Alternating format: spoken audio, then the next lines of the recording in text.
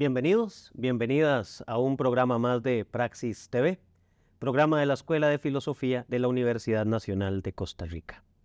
Hoy tenemos un programa muy especial en el marco del Congreso de la Asociación Centroamericana de Sociología, el ACAS, y hoy vamos a conversar sobre feminismo descolonial con una invitada súper especial el día de hoy, con Yuderquis Espinosa. ¿Cómo estás, Yuderquis? Muy bien, muy bien. Muchas gracias por la invitación.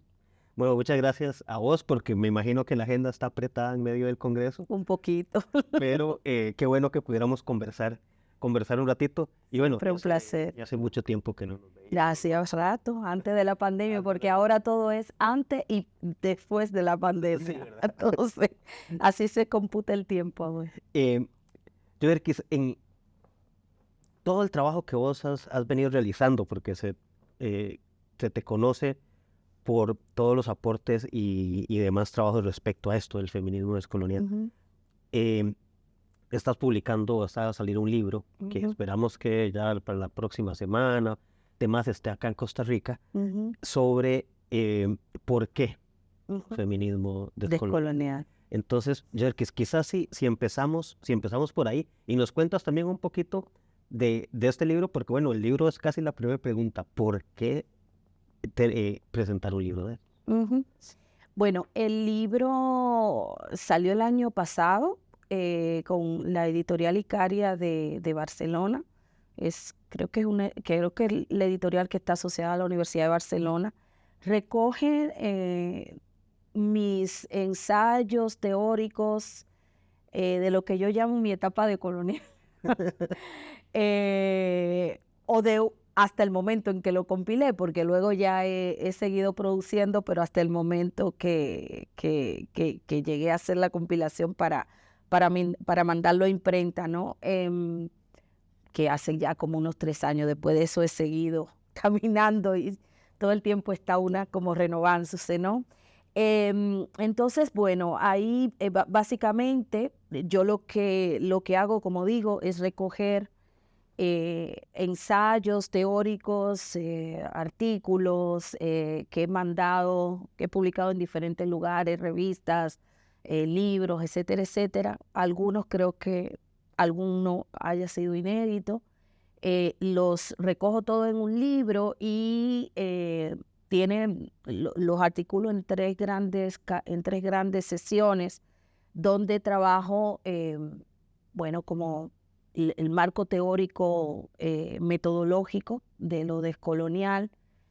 Abordo también la cuestión de la teoría sexual y de los movimientos queer y de la diversidad sexual y de género.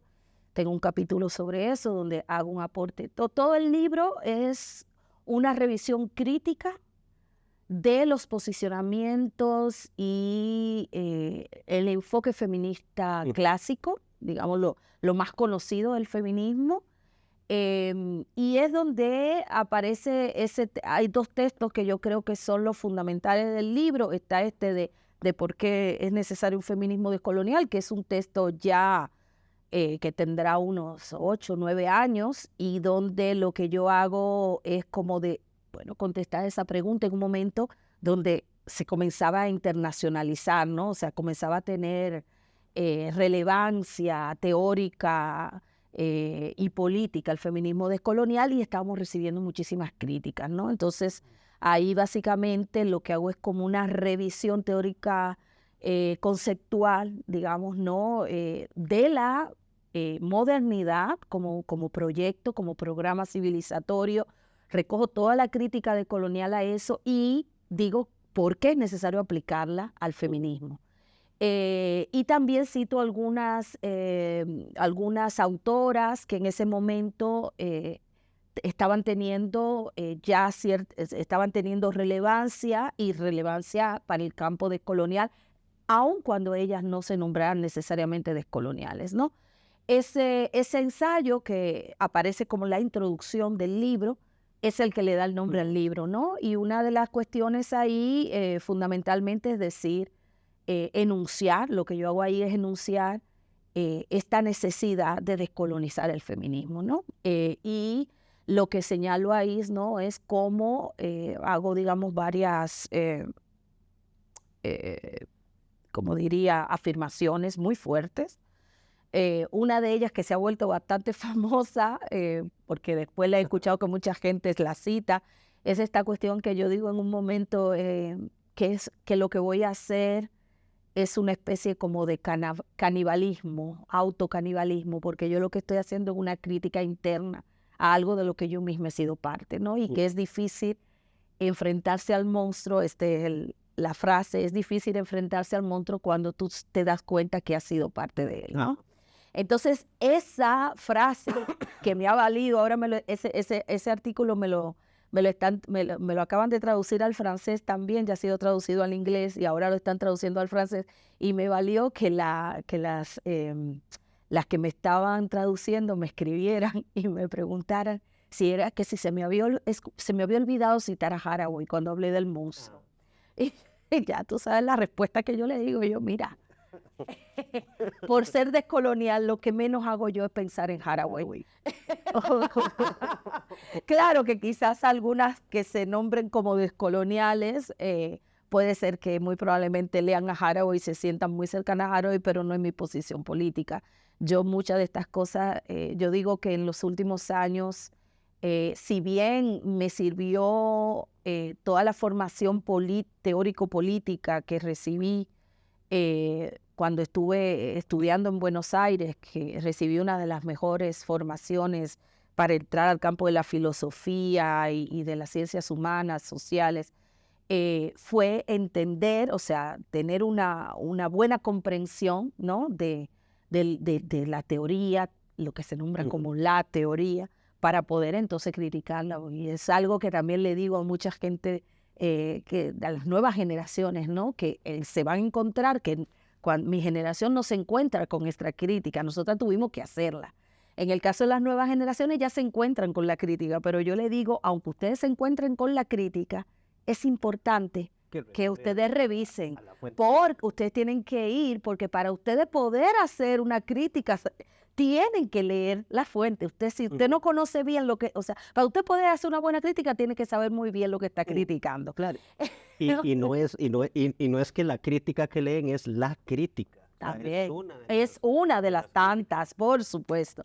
Bueno, entonces yo hago esta cuestión y el otro artículo muy importante, si yo diría que son como los fundamentos que digamos que posicionan mi perspectiva, la perspectiva que yo asumo dentro de lo descolonial, es señalar a partir de estas cuestiones y al aplicar la crítica descolonial al campo de la teoría feminista y de la política feminista que se deriva de ahí también, es decir, bueno, que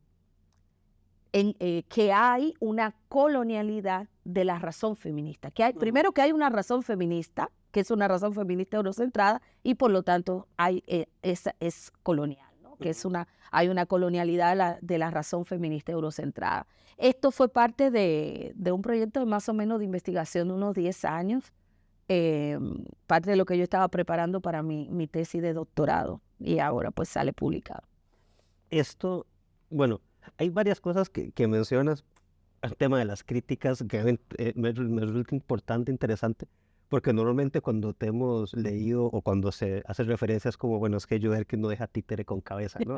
Normalmente las críticas son muy fuertes. Sí. Incluso recuerdo un artículo tuyo que está en aquella compilación de Tejiendo de otro modo. Tejiendo de otro modo, sí. Etnocentrismo y colonialidad en los feminismos latinoamericanos. Sí, y que hablaba de las complicidades, ¿verdad?, de los feminismos con el patriarcado. Y esto me recuerda precisamente a esta otra crítica que haces sobre esta gran construcción, ¿verdad?, de un feminismo que además en el contexto actual requiere mucho valor también el aporte que hace, o sea, el aporte que hacen varias autoras de ustedes que trabajan esto, porque ante el avance de los neoconservadurismos que hemos estado viendo, hay un ataque feroz al feminismo, porque lo encasillan todo en uno solo, se inventan esto de la ideología de género y todo este montón de cosas, ¿verdad? Pero entonces,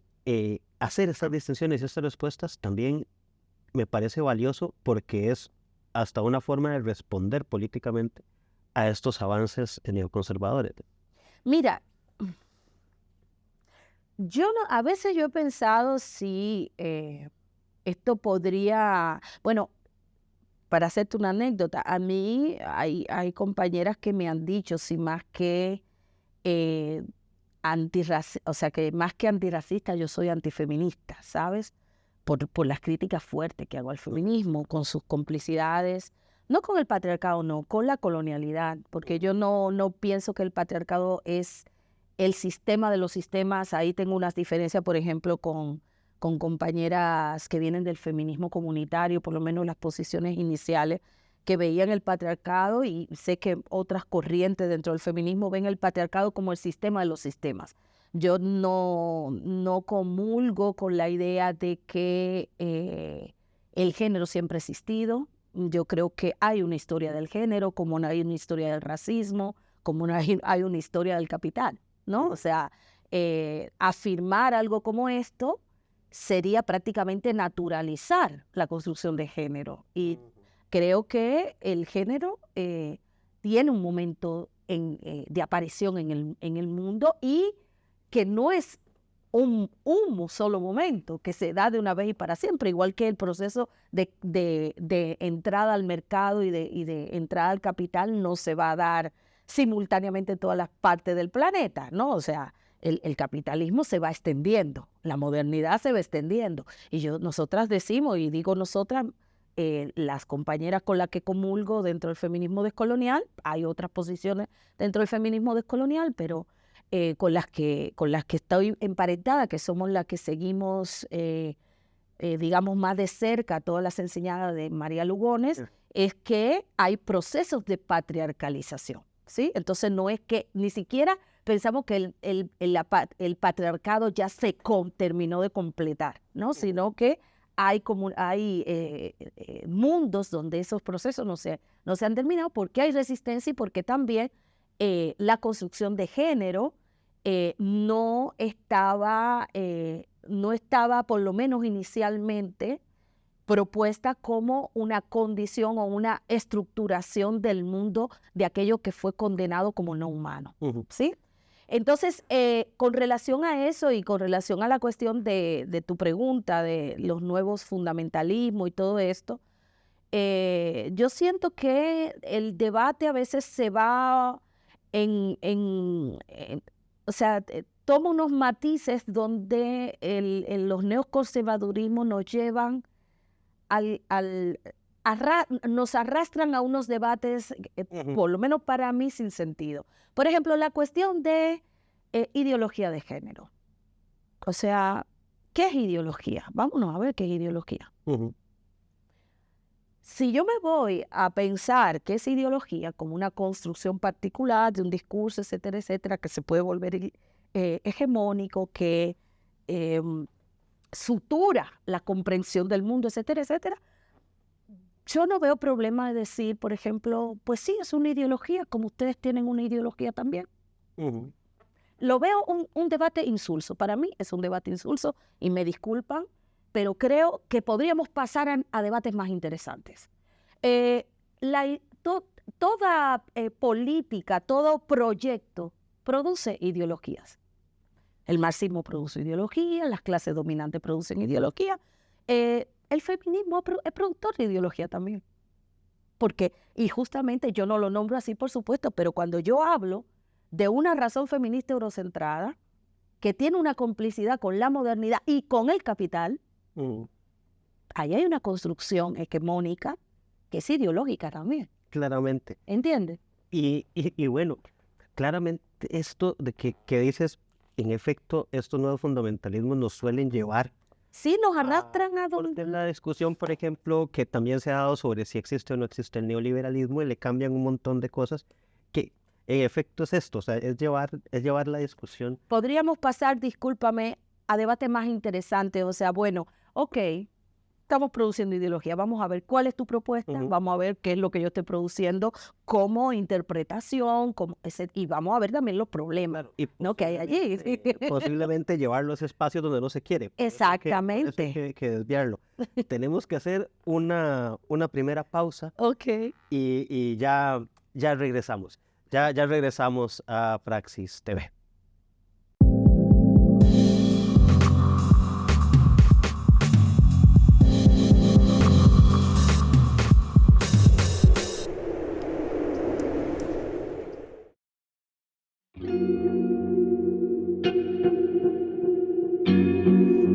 ¿Te has preguntado alguna vez qué es la filosofía? Bueno, la filosofía es la búsqueda del conocimiento de todas las cosas, del mundo, de la naturaleza, del ser humano. Es ir en búsqueda de la verdad. La filosofía se compone de distintas áreas que de manera crítica intentan analizar las relaciones entre los seres humanos, las relaciones con otras criaturas, la forma como conocemos y cómo razonamos sobre el mundo. La filosofía política reflexiona sobre diversos temas fundamentales para la convivencia humana: la libertad, la justicia, el gobierno, la igualdad, la democracia, los derechos. Se cuestiona cuándo un gobierno es legítimo y cuáles son sus obligaciones ante la ciudadanía y cuáles son nuestras obligaciones ante el gobierno y ante los demás. Pero no solo reflexiona sobre estos temas, sino que tiene una participación activa dentro de los debates, dentro de las discusiones que se dan en la esfera pública, que tengan que ver con estos temas y con otros que se relacionen con la convivencia misma entre las personas.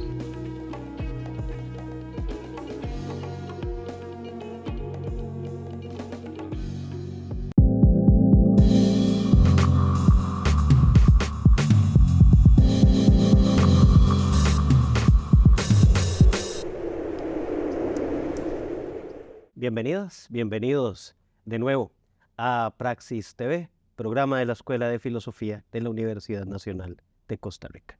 Continuamos conversando con Yuderquis Espinosa, filósofa, feminista descolonial, y que bueno, está picantita ya la entrevista, ¿no? Eh, Precisamente hablando de ese tema y en el intermedio que hablábamos sobre ese tema de las ideologías y ya como para avanzar, Ajá, sí. ¿verdad? Un tema que finalmente, sí, como decíamos, nos termina arrastrando y negando, eh, incluso como decíamos ahora, que los grupos dominantes básicamente se han sentido desideologizados Ujú. para sentirse más allá del bien y del mal, básicamente, Exacto.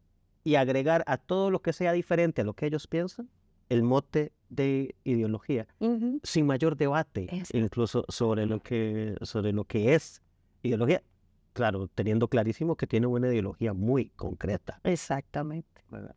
Pero bueno, eh, un buen tema, pero tenemos que, tenemos que Sí, avanzar sí, avance. porque también traes otro libro y me parece interesantísimo que podamos relacionar esto con tu otro libro también, Ujú. ¿verdad? Este libro que tenemos acá sobre feminismo descolonial, nuevos aportes teórico-metodológicos a más de una década, Ujú. eh, que nos repasa, son 2 décadas, ya no hablábamos, Sí. de toda esta discusión y quisiéramos que nos cuentes un poco sobre el contenido también de este libro Ujú. y ya después conversamos porque hay otra cuestión que queda por ahí, porque también hay que venir a esas discusiones más actuales, porque sí sabemos que Ujú. el tiempo de imprenta Ujú. es lento, pero no se deja de El pensar, ¿no? mundo no El mundo para. no para. Así es. Bueno, este libro, en realidad, esta es la segunda edición. Ya salió en una primera edición hace bueno, en el tiempo en el tiempo pandémico. Ya. Durante la pandemia salió la primera edición, por eso también la primera edición no corrió tanto, porque fue en medio fue en el primera, o sea, la pandemia empieza en el 20. en el 20, a final del 20, y en el 21 fue que... No, a final del 19, de marzo del 20. Marzo del 20 fue la pandemia, ¿no? No, del 21, marzo del 21, ¿no? Bueno, no importa. Tiempo pandemia. Digamos que unos mesecitos antes de que se paró, que mandaron a cerrar aeropuertos y todo, salió la primera edición, que fue con Editorial Aviala, con una edición de Catherine Walsh, que hizo también la introducción de esa primera edición. Fue una tirada pequeña, se pensó en algún momento volver a reimprimir, pero al final decidimos nosotras imprimirlo, o sea, reeditarlo y aprovechar y actualizar algunas cuestiones ahí, porque ya con la pandemia, pues las cosas, hubieron cosas que cambiaron, y lo sacamos con la pequeña editorial que tenemos dentro del grupo, el tejido al que pertenezco, el Glefas, ¿no? Y entonces este libro, que en realidad lo que yo hago aquí es soy la compiladora, pues lo que hago ahí es recoger, digamos, el interés que tuve al hacer esta compilación era mostrar cómo en una década de trabajo, o sea, después de ese primer tiempo, la primera década del nuevo siglo, en lo que sería la segunda década, se diversifica la crítica feminista descolonial en diferentes campos y a diferentes ámbitos de los aportes de la teoría feminista, ¿no? Entonces ahí, pues lo que yo intento es más o menos en diferentes bloques traer voces de diferentes activistas, intelectuales, algunas académicas también, que son indígenas, que son afrodescendientes, algunas mestizas, que que han seguido produciendo, o sea, que están produciendo dentro de este campo que ya está en expansión. Digamos que si en el libro anterior, en el que es de autora, el que mencionamos antes, que ahora no tenemos aquí para mostrar, pero hago el anuncio que estará en venta a partir de la semana que viene aquí en la librería de la Universidad Nacional, de por qué es necesario un feminismo decolonial.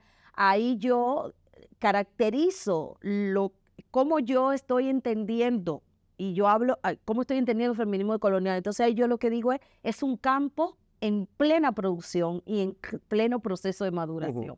Y digamos que lo que estoy haciendo en un momento muy inicial del feminismo descolonial es hacer como un pequeño paneo. Pero aquí hago lo mismo, pero luego ya de más de una década, ¿no? Entonces es como actualizar qué es lo que ha pasado a partir de ese primer momento donde anunciábamos aquí se está armando un campo. Entonces mostrar qué es lo que ha producido este campo, ¿no? Y ya no estoy entonces yo solamente, sino que aparecen... bueno, está ahí pongo, arranca el libro con un texto de María Lugones, que fue mi maestra, y pues todo lo que estoy produciendo es con ella en el corazón y digamos, cuerpo, corazón, mente, todo. Está Ochi Curier, está... compañeras de origen indígena como Carmen Cariño o de origen mapuche. Bueno, tengo diferentes autoras, Eleni Rodríguez, entonces Iris Hernández de Chile. Entonces voy viendo de diferentes lugares de toda Aviala, bueno, de la Aviala en español y en portugués. Hay una compañera que también, por ejemplo, ¿qué críticas se están haciendo dentro del campo jurídico desde el feminismo descolonial? Entonces, ahí hay un texto sobre eso. ¿Cómo se está actualizando, por ejemplo, la crítica al patriarcado, ¿no? Y entonces, pues ahí hay textos sobre eso. ¿Cómo ha aparecido, por ejemplo, toda una crítica al campo de las políticas públicas de género y sexualidad? Dos textos sobre eso. Uno específicamente sobre el tema de la sexualidad, toda la política sexogenérica, las leyes que se han sacado, la ley de identidad de género, el movimiento sexogenérico, etcétera, etcétera, ahí a partir de la experiencia chilena. En el caso de Colombia, la compañera Seleni Rodríguez pues hace una revisión de las políticas públicas de género y ve cómo estas políticas públicas de género guarda, lo que hacen es reproducir el imaginario colonial sobre las mujeres del tercer mundo a partir de textos como ya bastante viejos, como los de Arturo Escobar, ¿no? La invención del tercer mundo. Nosotras estamos releyendo esos textos que son incluso anteriores a la aparición del giro de colonial y lo vemos ahí como textos que fueron fundantes de alguna manera, estaban, digamos, ¿cómo se puede decir esto? Anticipando, ¿no? Lo que luego se iba a constituir como un campo de crítica y entonces eso también lo estamos recogiendo. Vemos, por ejemplo, cómo cómo el feminismo descolonial está haciendo un discurso y una crítica, una interpretación del mundo que guarda afinidades con las compañeras y los compañeros que están en los territorios como guardianes del territorio, las luchas, por ejemplo, por autonomía en México, el zapatismo, otros espacios autónomos. Generalmente nada más sabemos del zapatismo, pero hay muchas comunidades allá que están luchando por su autonomía y entonces ahí la compañera Carmen Cariño, de origen ñusabi, académica de la UNAM, pues diciendo los aportes de las mujeres indígenas en la construcción de autonomía y de buen vivir, por ejemplo, ¿no? Entonces, vamos haciendo todo eso. Ochi Curiel hace un acercamiento, una revisión a las metodologías de investigación social. Yo no me acuerdo, fíjate, lo que hago ahí. Espérate. No me acuerdo del mío, espérate. Pero bueno, por ahí, entonces aportes del territorio, reflexiones desde la experiencia. Bueno, por ejemplo, hay una revisión de un compañero que de origen mexicano, también Alejandro Montelongo, que lo que hace es una mirada desde la academia y lo difícil que es el proceso de producir espacios que trabajan en la descolonialidad, ¿no? Ya tengo. Bueno, es un texto importante. Hacer genealogía de la experiencia, que es el texto, ese texto también está en el anterior, donde es el texto donde yo llego a la conclusión de que hay esta razón feminista eurocentrada, ¿no? Y una de las partes importantes de ese trabajo es que yo produzco un método para pensar eso y hablo de una genealogía de la experiencia.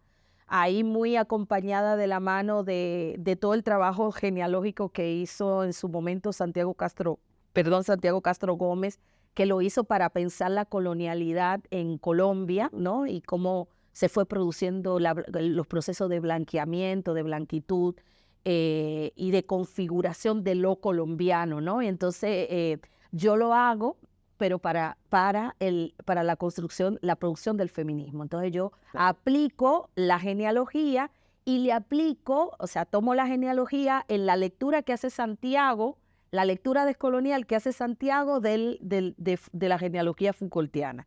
Y entonces yo hago una vuelta una revisión de la revisión, y lo que hago es aplicarlo eso dentro del campo feminista, también volviendo a aportes que vienen de la teoría feminista, porque la cuestión de la experiencia ha sido muy abordada como parte de la epistemología de producción de conocimiento por parte del feminismo. Entonces hago una revisión de toda de la epistemología feminista desde los años 70, la crítica que le hace a la construcción de conocimiento científico, veo cuáles son los problemas de esa revisión que hace el feminismo clásico, digamos, y entonces voy a la teoría feminista negra que toma la experiencia otra vez, pero la ve interseccionalmente. Y entonces yo construyo desde esos dos campos la idea de un método que se llama genealogía de la experiencia, que es lo que yo propongo, que podemos usar la experiencia como archivo.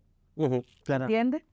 Entonces, la idea de archivo, que es tan fundamental en la construcción de genealogía, yo la aplico desde este punto feminista negro, y entonces digo, yo puedo usar mi experiencia y la experiencia de la generación con la que yo he crecido como archivo. Entonces yo puedo apelar a pequeños documentos, ¿cómo se puede decir? Discursos que se hayan lanzado en determinados, los debates que se han dado dentro del feminismo, las tensiones que se han dado, las violencias que se han dado, la aparición como esa cuestión también corporal de haber vivido espacios de tensión y de disputa dentro del feminismo. Eso está interesantísimo porque es recuperar la vivencia, Exacto. ¿verdad?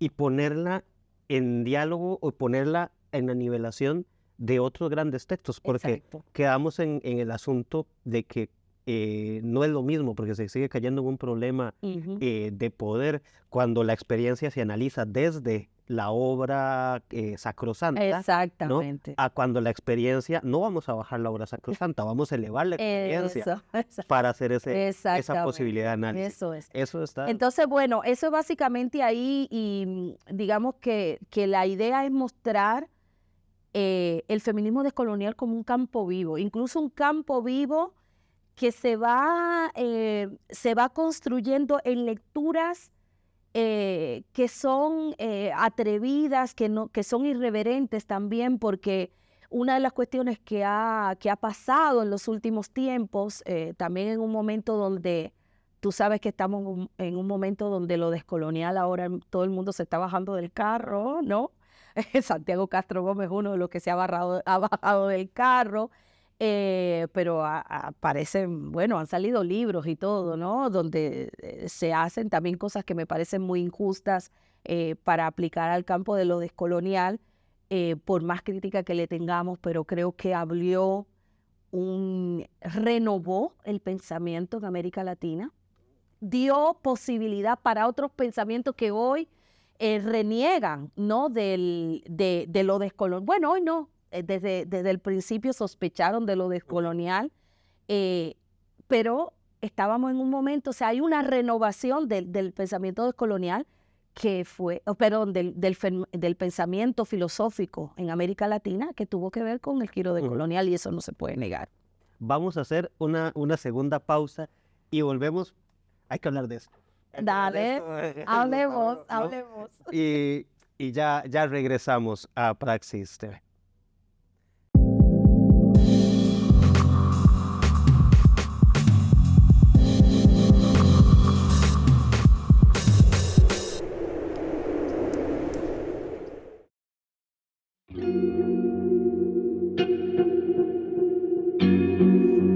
¿Te has preguntado alguna vez qué es la filosofía?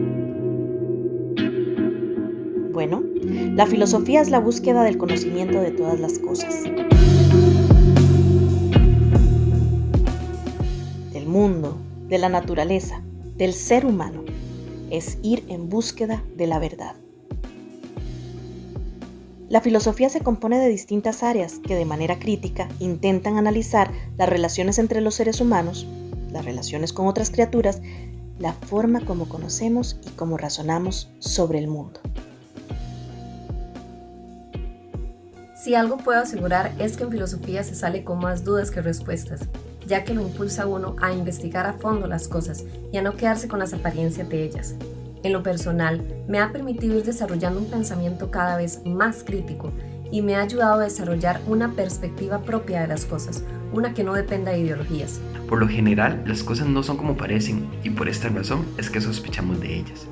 Por estas y otras razones, consideramos la filosofía una gran elección y es por esto que le invitamos a que la tomen como una opción.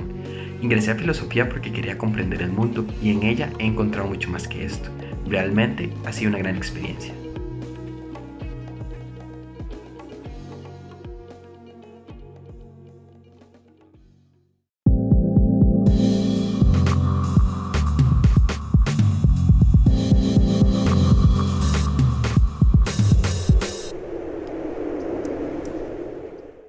Bienvenidas, bienvenidos de nuevo a Praxis TV, programa de la Escuela de Filosofía de la Universidad Nacional de Costa Rica.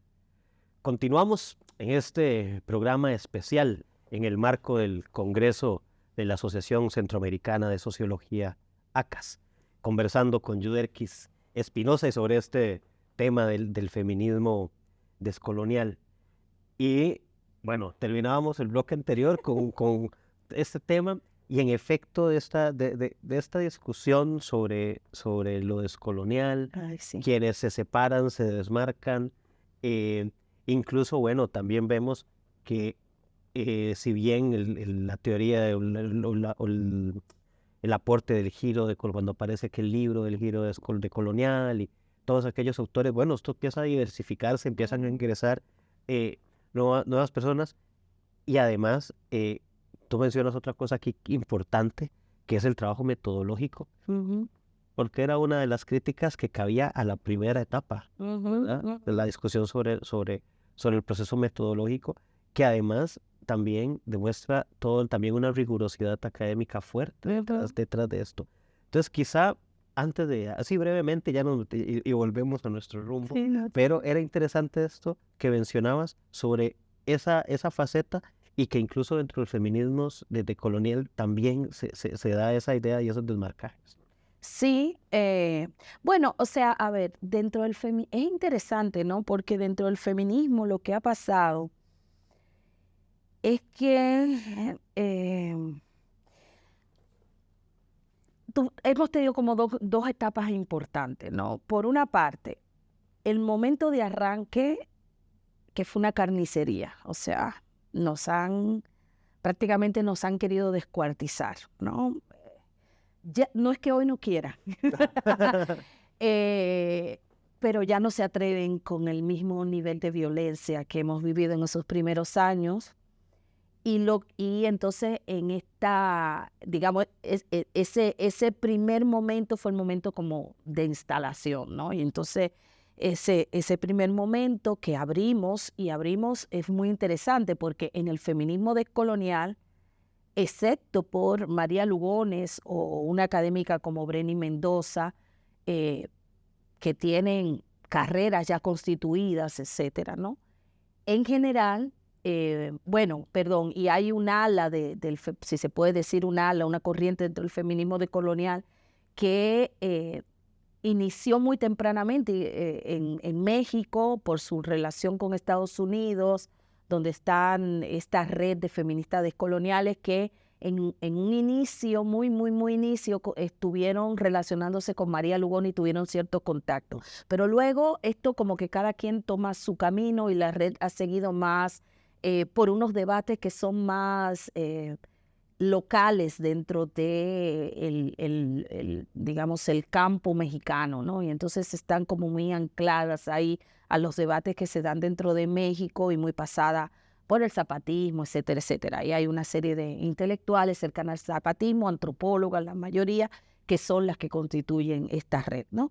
De hecho, las que digamos, podemos decir que expandimos el feminismo descolonial en América Latina y lo llevamos a Europa y lo devolvimos a Estados Unidos, no somos ese primer grupo inicial, y varias no conocíamos eso que había pasado, esos primeros contactos que hubieron en México, y recién en otra publicación que fue para Estados Unidos, donde es pura traducción de textos de personas de América Latina y el Caribe, feministas descoloniales para el campo norteamericano.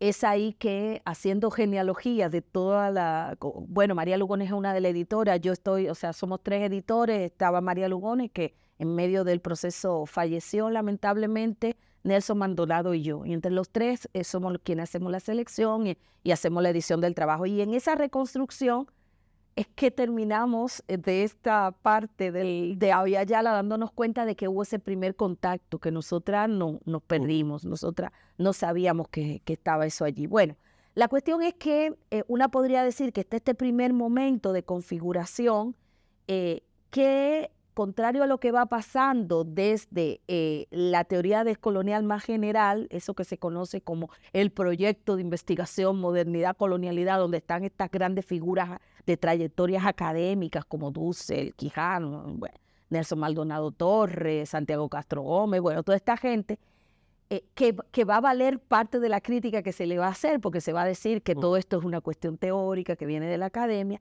Pero dentro del feminismo, el feminismo descolonial que aparece, quienes lo vamos a impulsar en esa primera etapa somos, la mayoría somos de ascendencia racializada, que no estamos con carreras académicas, que somos intelectuales, digamos, autónomas, que estamos produciendo así a la manera ansalduyana de escribe donde se te plazca, ¿no?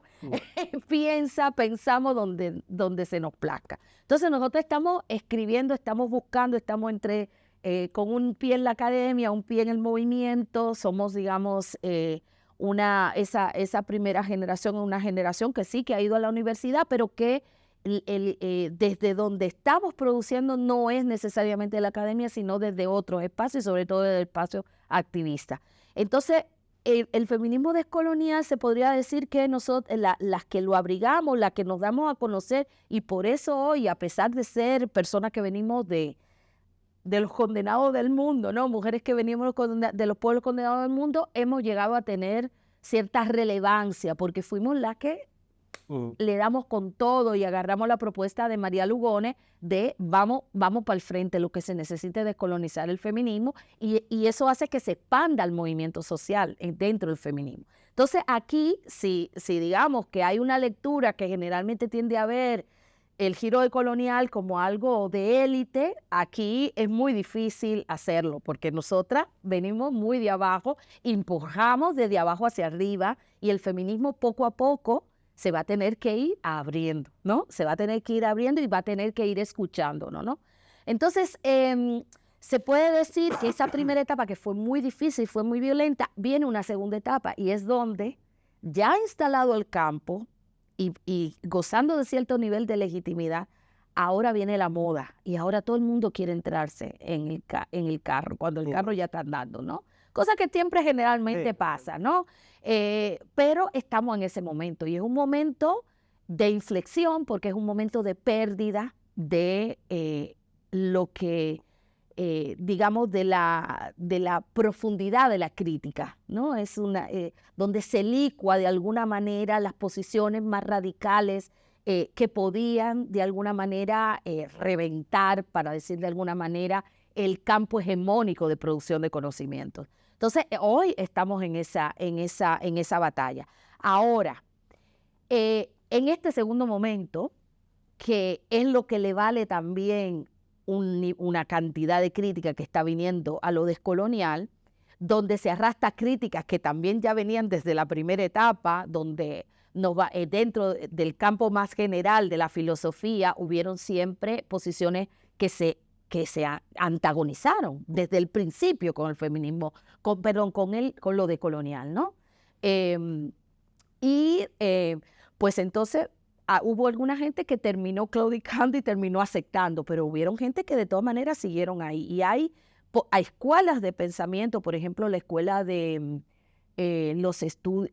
todo lo que es los estudios de los comunes y de la reproducción de la vida, que está liderada por feministas, una parte de esta corriente en América Latina, está liderada por feministas, pues resulta que no nos leen, no comulgan con nosotras, y hay una especie de deslegitimación, o sea,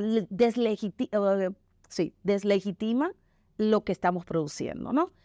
Hay una falta como de como sentir que son, o sea, como que no estamos diciendo lo que ellas entienden que, ¿cómo podría decirlo? O sea, lo voy a dejar ahí, porque habría que entrar a una crítica más profunda, que no es el momento ni hay el espacio para decirla, pero hay un desconocer los aportes que estamos haciendo, ¿no?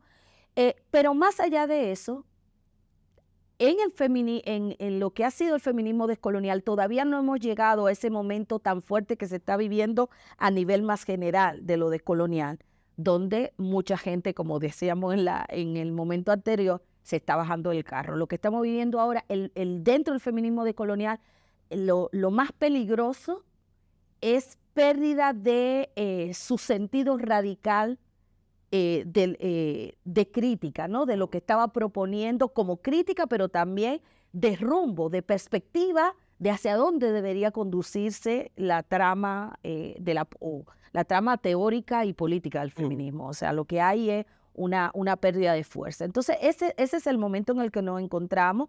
Hay disputas ahí, por ejemplo, hemos visto gente como, no sé, Silvia Rivera Cusicanqui, ¿no? Que le pregunta la Silvia Federici en un encuentro en México, en un espacio gigantesco, le pregunta en el Zócalo, dentro de una feria del libro, le hacen una entrevista en una tarima, y esto es miles y miles de gente en el Zócalo, y le pregunta su posición sobre lo descolonial. Y entonces la Silvia Rivera Cusicanqui, una persona que para nosotros es una maestra, un referente, dice que lo anticolonial es un proyecto y que lo descolonial es una moda, ¿no?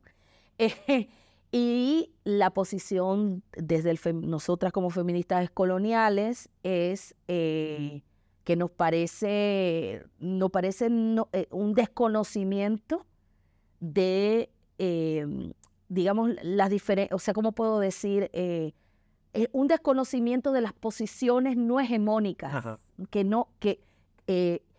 digamos, no se puede tener una sola mirada sobre lo descolonial y quedarse solamente con los grandes nombres, no mirar todo lo que han sido estos 20 años, y en particular dentro del feminismo, o mejor dicho, dentro de lo descolonial, el campo, lo que es el feminismo descolonial vino a ser un espacio que permitió, como no ha habido en la historia del feminismo, una crítica tenaz, profunda y significativa a un feminismo que estaba en manos de unas pocas manos privilegiadas. ¿Entiendes? Y que permitió una amplitud de movimientos sociales. O sea, hoy hay feminismo antirracista, migrante, feminismos gitanos, musulmanes, que de donde han bebido para poder hacer su crítica a los feminismos hegemónicos es del feminismo descolonial. Y están aportando al feminismo descolonial, ¿no? Sí, y entonces, igual esto que dices, porque si vemos, o sea, desde la misma noción de lo descolonial, en su principio de su discusión era desmontar la idea de los relatos universales. Exactamente. Entonces no podemos suplantar un relato universal por otro relato universal, ¿no? Exactamente. O sea, entonces, de ahí la enorme diversidad de pensamiento que hay. Y además otro detalle, nos quedan ya pocos minutos, pero bueno, dentro de toda esta gran gama de lo descolonial, a mí me parece interesante que hay mucha gente de antropología, mucha gente de sociología, ¿verdad? Etcétera. Sin embargo, a veces de filosofía somos pocos, pero es poca la gente que forma, ¿verdad? No sé si será que es un área más resistente a la Sí, es verdad, es resistente. pero Sí. también importante Por ejemplo, perdón, en el arte, lo descolonial ha sido un boom. Ajá, Sí. sí. Por ejemplo, tú te vas a Europa y quienes van a llevar, quienes acogen por primera vez a autores como Walter Miñol o el mismo Grofoge, son gente del campo artístico y comienzan a hacer muy tempranamente un campo dentro del arte que es el arte descolonial, Bueno, y vemos muy lo que importante. hace en Guatemala, Benvenuto. Sí, él fue uno de, sí, en América. Pero fue muy fuerte, por ejemplo, en Europa, yo que he tenido mucho contacto allá. Bueno, a mí me invitan más de Europa que de América Latina, ¿sí? O sea, todo el tiempo me están invitando de allá y es por los posicionamientos de los migrantes que están allá también. Tú sabes, muy importante. Y no solamente migrantes de Abayala, de África, de Asia, los migrantes, o sea, la gente interna que nunca fueron reconocidos como gente interna, o sea, los musulmanes, gitanos, esta gente, la teoría descolonial le ha sido muy significativa. Traen el diálogo del sur-sur, Exacto. ¿verdad? Que es esa gran representación y que, bueno, es fundamental y el aporte es enorme porque yo creo que de mucho tiempo, cuando estaba toda esta discusión en esa primera etapa de la decolonialidad y aparece los feminismos, es el momento donde uno dice, bueno, pues que es que toda esta parte teórica está aterrizando en alguien y en algunas personas que en efecto están no solo pudiendo explicar teóricamente, sino que han pasado por esto Así es. y se puede desarrollar proceso Así es. metodológico al final. Así es, sí. Y eso fue muy particular, sí, como tú dices, ahora que tú lo mencionas así, y en esta conversación me queda como muy claro. Yo tengo un amigo un gran amigo que también fue parte de ese primer grupo, Agustín Lau, que él dice, del giro decolonial, el aporte más sustantivo viene del feminismo descolonial. Esa es su tesis, ¿no? Porque él dice el feminismo descolonial que se logró instalar como referente fue un feminismo que no se sustrajo a la academia, dialogó con la academia y abrió espacio de la academia sin abandonar los pies en la tierra, o sea, en las luchas territoriales, en las luchas populares, en el activismo, digamos, ¿no? Exactamente, ¿no? Entonces, eso es verdad. Ese diálogo para nosotras ha sido siempre fundamental y nunca lo vamos a abandonar. Eso también nos ha traído problemas, porque dentro de la academia nos ven como activistas, en el activismo nos ven como académica, y una siempre está ahí en ese lugar liminal que de todas maneras yo recupero, ¿no? O sea, y varias de nosotras recuperamos. Creemos que el diálogo con la academia es necesario y es importante. Y que no son antagónicos. No son antagónicos. El error es pensar... Pueden ser antagónicos, pero tratamos de que no lo sean, ¿no? Sí, porque el error es sentir que la discusión es antagónica, porque, a ver, la academia simplemente en el topus Uralus, ¿no? Bueno, difícilmente algo puede hacer, tiene que tener un cable a tierra. Claro. Y al revés, porque uno de los problemas que nosotros encontramos, y que lo digo en este artículo que está en los dos libros, aparece, es que el feminismo, incluso sobre todo los feminismos subalternos, los no hegemónicos, los que se llaman los feminismos populares, los feminismos que se llaman de a pie, el feminismo comunitario, estos feminismos han sido antiintelectuales. Y eso también es un problema. Es un problema. ¿Por qué? Porque justamente nosotras que venimos del activismo, comenzamos a acercarnos a la teoría porque vemos que necesitamos herramientas para mejorar la crítica, pero además para poder hacer una buena práctica política, tú tienes que saber cuáles son los fundamentos que sustentan los sistemas contra los cuales tú estás trabajando. Entonces, ¿qué pasa? Una de las cosas que yo digo allí a propósito de esto de la colonialidad, termino con esta oración, de la colonialidad del feminismo, que mucha gente me dice, es que tú estás haciendo una crítica a los feminismos hegemónicos. Yo digo, no, yo estoy haciendo una crítica al campo feminista con toda su diversidad, porque yo viniendo de los feminismos subalternos, de los feminismos de a pie, etcétera, etcétera, yo pude descubrir en las prácticas que nosotras desarrollábamos, que se suponían antagónicas a las hegemonías del feminismo, yo pude descubrir bases teóricas, conceptuales, perspectivas que eran cómplices de la modernidad. ¿Por qué? Porque no éramos capaces de ver como antagonizábamos con la teoría, no pensábamos que estábamos limpias de la colonialidad, pero la colonialidad se expande y se vuelve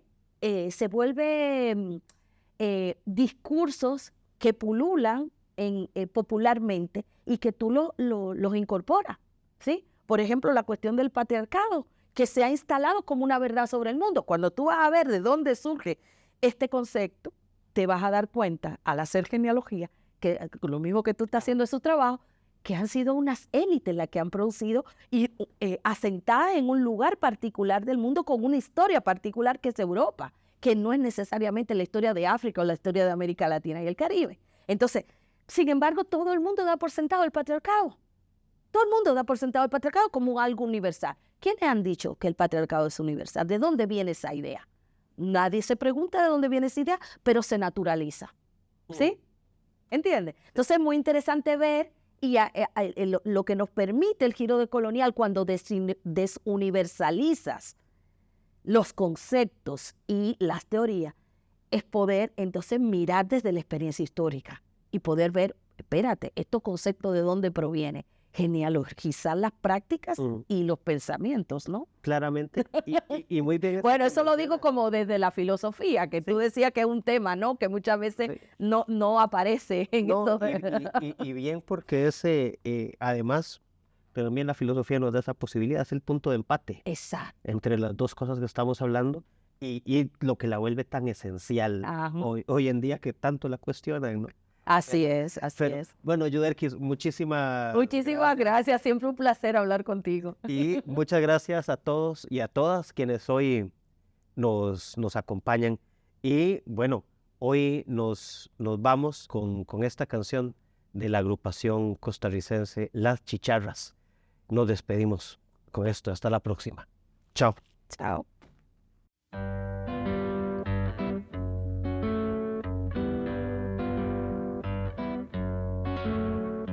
No puedo parar, ¿cómo será el final? Mientras la luna va y se comienza a ver. Humedales sumergidas en pinturas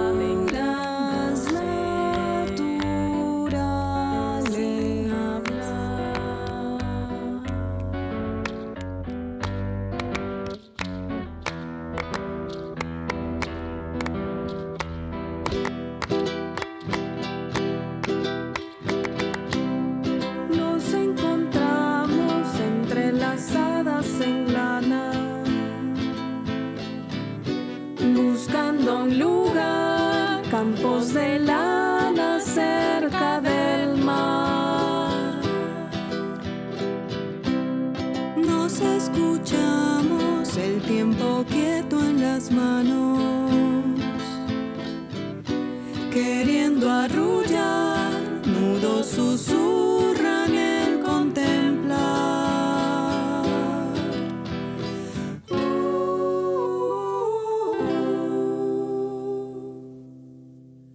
En la madrugada descender,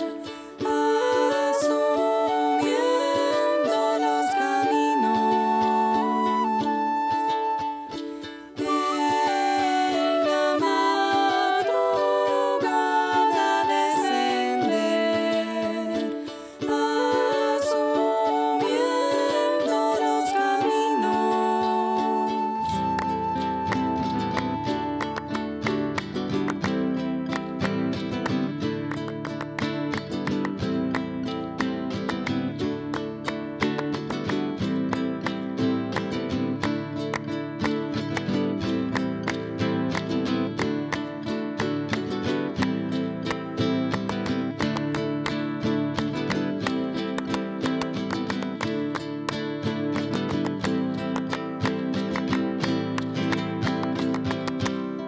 En las distancias apreciamos el encuentro. Estruendo volcán, silencio abismal, inercia nada más, hilando adentro.